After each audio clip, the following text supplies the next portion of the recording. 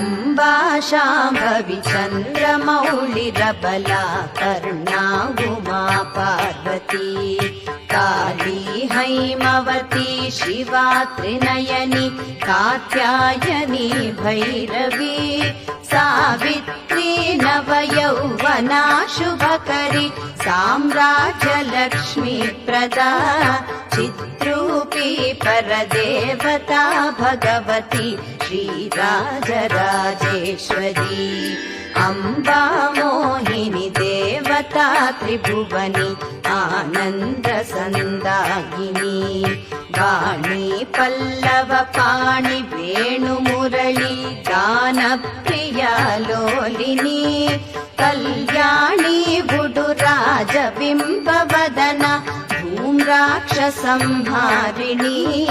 चिद्रूपी परदेवता भगवती